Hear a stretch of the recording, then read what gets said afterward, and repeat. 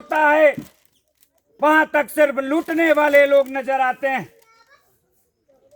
गांव का किसान, जिसको भारतवर्ष में एक तरफ अन्नदाता के नाम से जाना जाता है, जिसको इस कलयुग का भगवान कहा जाता है, जो पूरे भारतवर्ष को जिलाने के लिए, खिलाने के लिए, जीवित रखने के लिए, उसकी सांसों को निरंतर चलाने के लिए अपने खेतों में रात दिन पसीना बहा करके वहां के लोगों को 2 वक्त का निवाला देता है, आज उस अन्नदाता को लूटने का काम किया जा रहा है।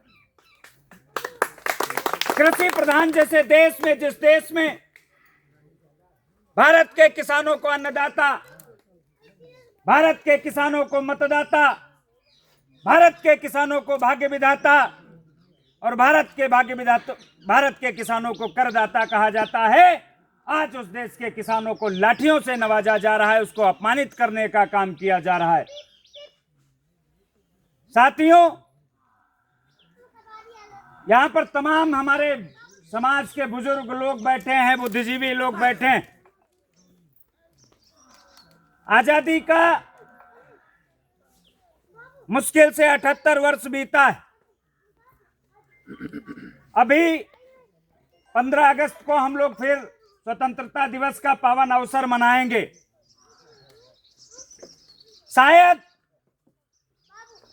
आजादी के पहले का मंजर और आजादी के पहले उन हुकूमतों की क्रूरता को हमने तो नहीं देखा, हमने तो सिर्फ पढ़ा है, सुना है। लेकिन तमाम हमारे गांव में ऐसे वृद्ध और बुजुर्ग होंगे जिन्होंने उस जुल्म और सितम को सहा होगा, झेला होगा, बर्दाश्त किया होगा।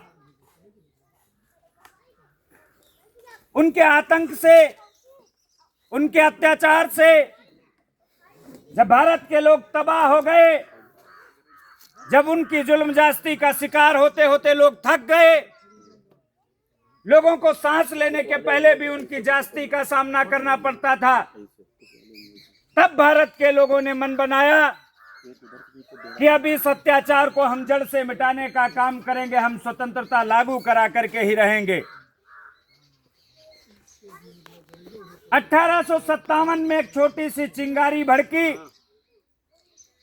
जिस चिंगारी को मंगल पांडे नाम के व्यक्ति ने जलाया, और उसका सपना था कि भारत को आजादी दिला करके रहेंगे। भारत को, जिन लोगों ने भारत के लोगों को इस जुल्म जास्ती की जंजीरों में जकड़ करके रखा है, इनको तोड़ करके चकनाचूर करके ही मानेंगे। उस आंदोलन को अपने मुकाम तक पहुंचने के लिए लगभग 90 साल बीत गया। 1857 में भड़की वह छोटी सी चिंगारी, उसको ज्वालामुखी बनते बनते 90 साल बीत गया। 90 साल के बाद 1947 को भारत को स्वतंत्रता मिली। रात के 12 बजे भारत में आजादी का जश्न मनाया गया। वह आंदोलन 90 साल तक चलता रहा। वह आंदोलन 90 साल तक चलता रहा, और मैं दावे के साथ कह सकता हूं, उस आंदोलन का भी हिस्सा कोई सशक्त और ताकतवर लोग नहीं बने, क्योंकि उस दौर के जितने नवाब, सीरदार, राजा, सशक्त, ताकतवर लोग थे, वह सारे के सारे लोग अपनी रियासतों को बचाने के लिए, अपनी रियासतों को बढ़ाने के लिए, समाज में अपना वर्चस्व कायम करने के लिए अंग्रेजों की गुलामी और तबल मंजनी में लगे हुए थे कि मेरा साम्राज्य बना रहे। उन लोगों ने विरोध नहीं किया। उस विरोध का भी अगर किसी ने सामना किया, उस जुल्म जास्ती का अगर किसी ने सामना किया, तो भारत के गरीब गुरबे ने और भारत के किसान सरदारी ने किया। उसने ये ठाना कि हमें जुल्म नहीं सहेंगे। 90 साल का आंदोलन कितने बड़े धैर्य की परीक्षा है। क्या हम एक दिन आपको आंदोलन के लिए गांव के बाहर निकाल करके अगर ले चले, तो शाम का सूरज जैसे ही ढलने पर आएगा, कोई कहेगा कि हमारी भैंस पलानी खड़ी, कोई कहेगा हमारा घर तो गांव के बाहर बना है, चोर लूट ले जाएंगे, कोई कहेगा कि तो हमारे घर में लोग बीमार पड़े हैं, वो दवा के बिना मर जाएंगे।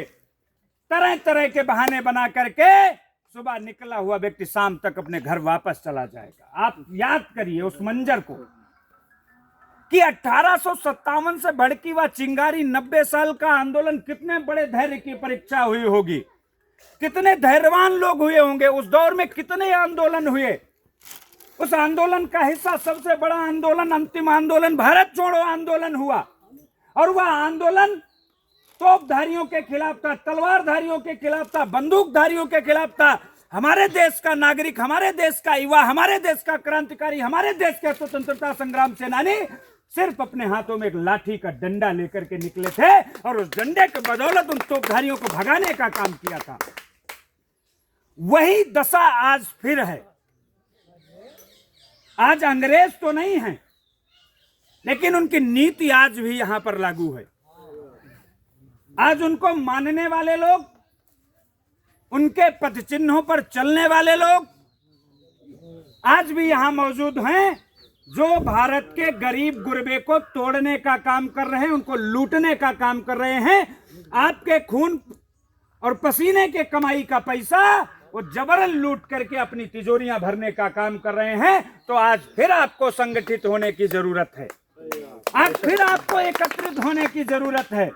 और हमारे गांव में एक कहावत कही जाती है कि अकेला चना चिटक कर कभी भाड़ नहीं फोड़ सकता। किसी भी लड़ाई को लड़ने के लिए संगठन की आवश्यकता है, समूह की आवश्यकता है। और या तो कलयुग है। श्री रामचरितमानस में गोस्वामी तुलसीदास जी ने लिखा है, संघे शक्ति कलयुगे। कलयुग में किसी चीज में शक्ति नहीं है, ना तोप में, ना तलवार में, ना बंदूक में, ना किसी हथियार में। ताकत अगर है तो सिर्फ संगठन में, और संगठित हम हैं नहीं। क्या आज भारत का व्यक्ति, आज भारत का किसान या तो दलों के नाम पर बटा है, या जातियों के नाम पर बटा है, या पंथों के नाम पर बटा है, या मजहबों के नाम पर बटा है। जब तक जाति, धर्म, मजहब के ये दौर चलते रहेंगे, भारत का भला कभी नहीं होगा। एक एक व्यक्ति लूटा जाएगा, और अगर कोई एक व्यक्ति पीड़ित अपनी आवाज उठाएगा तो उसकी गर्दन पर लात रख करके उसकी आवाज को हमेशा के लिए बंद कर दिया जाएगा। धीरे धीरे करके आपके मुद्दे और आप स्वयं समाप्त हो जाएंगे।